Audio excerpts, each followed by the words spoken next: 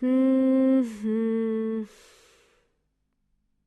Es ist so schwierig. Hallo Anna, was ist denn schwierig? Du klingst frustriert. Hallo und herzlich willkommen zu unserem Podcast. Ich bin Lukas. Hallo Lukas. Hallo an alle. Ich bin Anna. Ja, ich bin frustriert. Es geht um mein Deutsch. Ich habe das Gefühl, ich stecke fest. Ich mache keine Fortschritte mehr.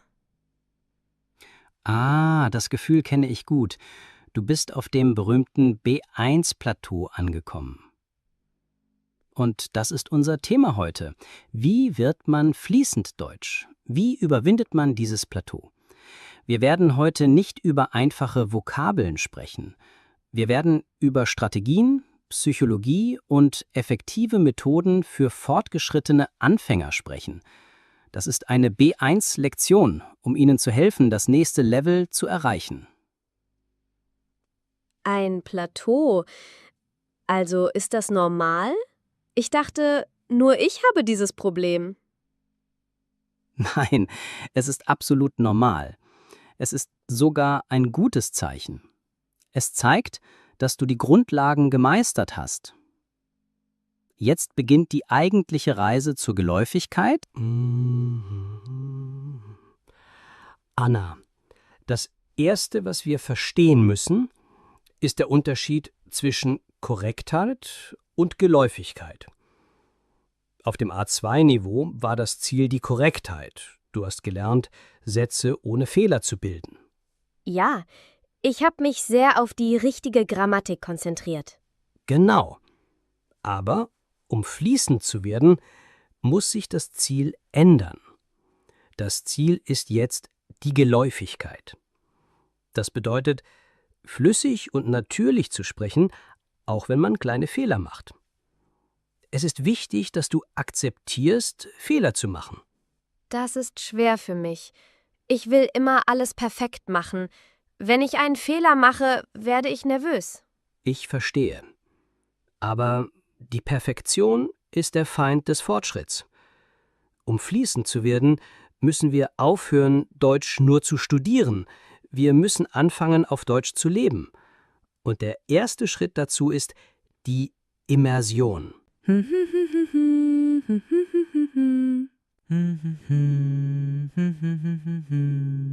Immersion bedeutet, sich so viel wie möglich mit der deutschen Sprache zu umgeben.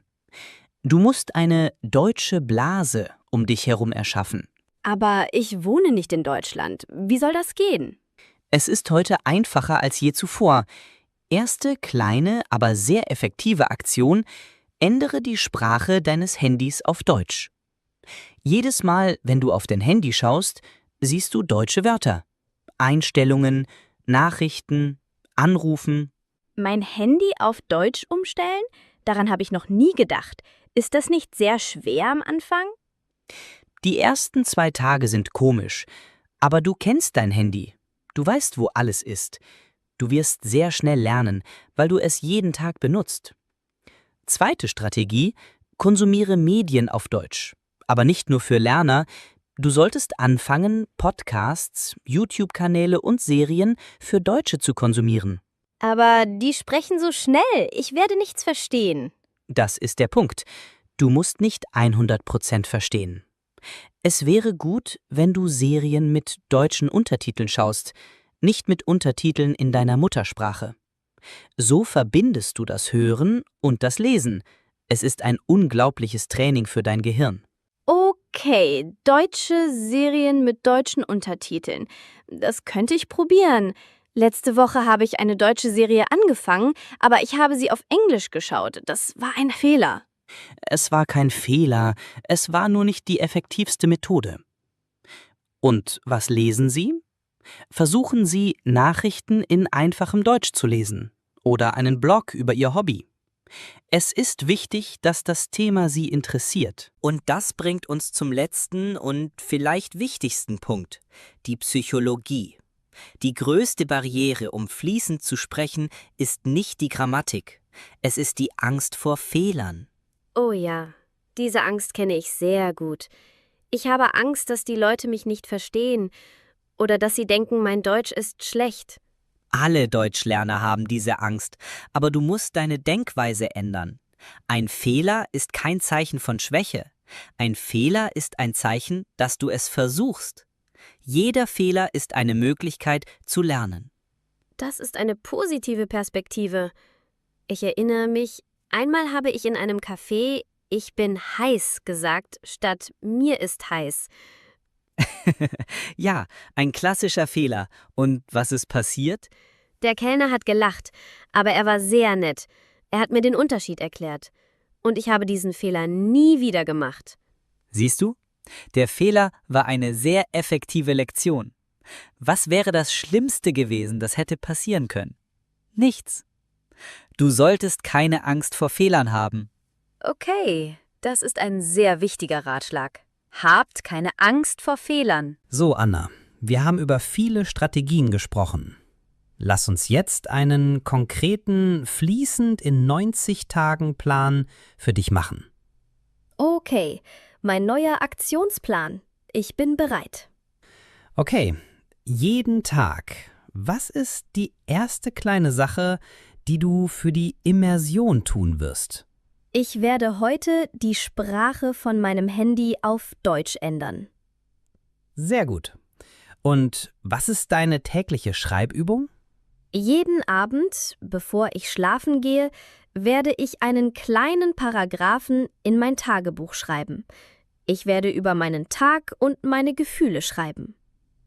Perfekt. Und was ist deine Sprechübung?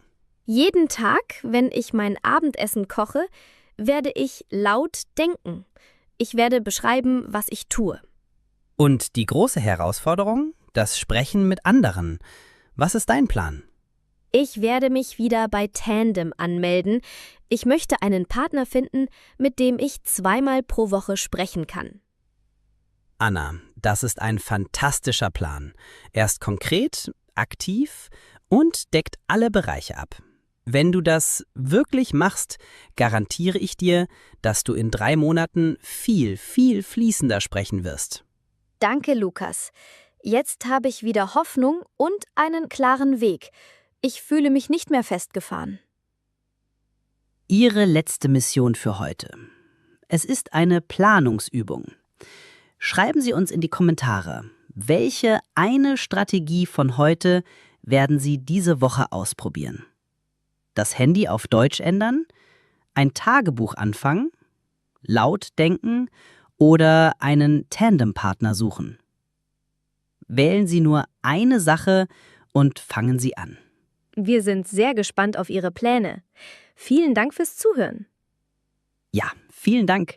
Denken Sie daran, Geläufigkeit kommt nicht von Perfektion. Sie kommt von der Praxis. Auf Wiedersehen. Tschüss, bis zum nächsten Mal.